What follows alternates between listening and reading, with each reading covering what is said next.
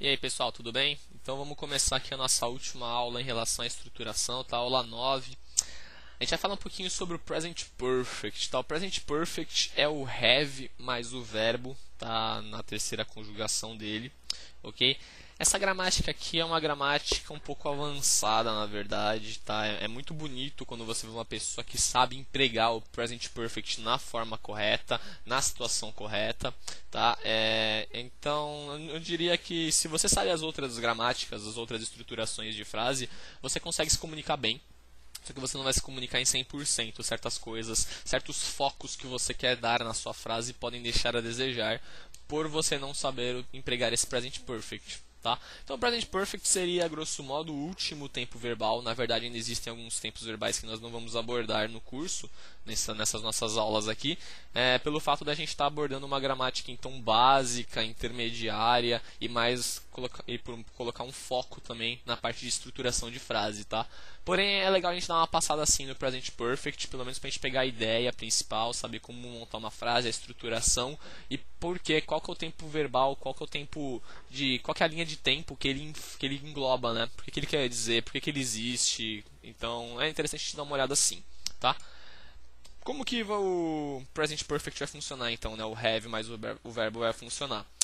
Existem três colunas de conjugação verbal no inglês. A gente viu duas, né? A gente viu o infinitivo, viu o passado simples e a gente vai ver a terceira agora, tá? Então, pegando alguns verbos que nós já estávamos trabalhando no decorrer das aulas, a gente tem o to eat, que é comer.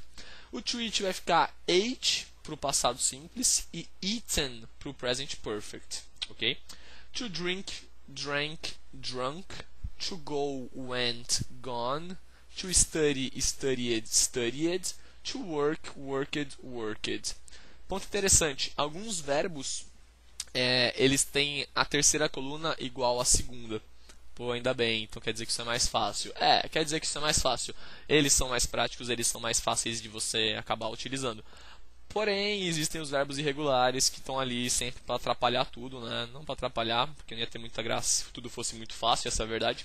Mas eles estão ali para então diferenciar, né, dos outros verbos. Então é interessante. Isso aqui na verdade é com muita leitura, muita escrita, muita prática de exercícios que vocês acabam conseguindo pegar a diferença de um para o outro, né? E pegar também a forma de conjugação deles, ok?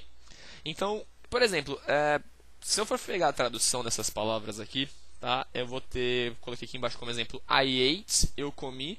I have eaten, então o have, né, tem que vir seguido da terceira coluna. I have eaten significa eu comi também. Bacana, né? I drank, eu bebi. I have drunk, eu bebi também. Pô, legal. Então quer dizer que as duas frases têm o mesmo significado. Sim, elas têm. Porém, elas focam em diferentes áreas, tá, da comunicação. I ate e I drank, elas focam no tempo. Beleza? Então, I ate e provavelmente você vai colocar um complemento. Eu comi ontem, eu bebi semana passada, mês passado. Tá? Então você está dando um foco no tempo. Isso quer dizer, você não está querendo focar o que você fez, mas você está querendo focar quando você fez. Tá?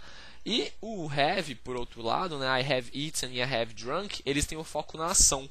Tá? Então você não quer falar, pô, há 3 semanas atrás eu comi. Não, não, você está querendo dizer que você comeu. Tá? O tempo já é outros 500, já é outra coisa.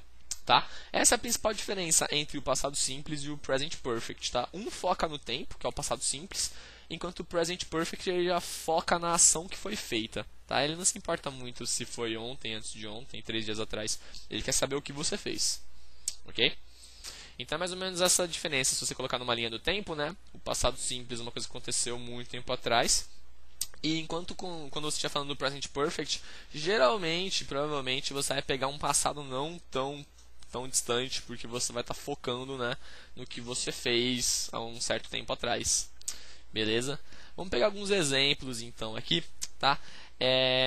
Eu vou ter então como exemplo I have drunk water, eu bebi água. He has eaten bread, ele comeu pão. They have studied a lot, eles estudaram muito, tá? Todos estão focando na ação, certo? Detalhe, tá? Pegando aqui a segunda frase, he has eaten bread. Então, na verdade, eu não vou usar o verbo have mais a terceira coluna, né? esse have, ele se transforma na terceira pessoa, certo? Lembra que I have, eu tenho, you have, você tem, ele tem, he has, ela tem, she has, meu irmão tem, my brother has, beleza? Então tem que sempre fazer essa troquinha aí também, conforme for o sujeito, tá? Presta atenção nisso aí também. Como que eu vou fazer então a forma negativa disso aqui, tá? Bom, provavelmente vocês já sabem a resposta, né? A gente já viu tanto isso aqui. A mecânica do inglês, que é? Colocar um not depois do auxiliar, certo?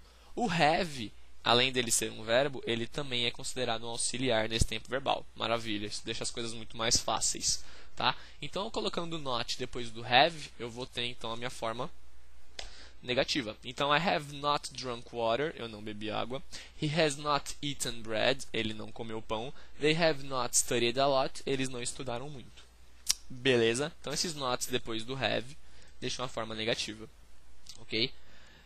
O que acontece? A forma abreviada dele seria o haven't e o hasn't pro he, pro she, pro it.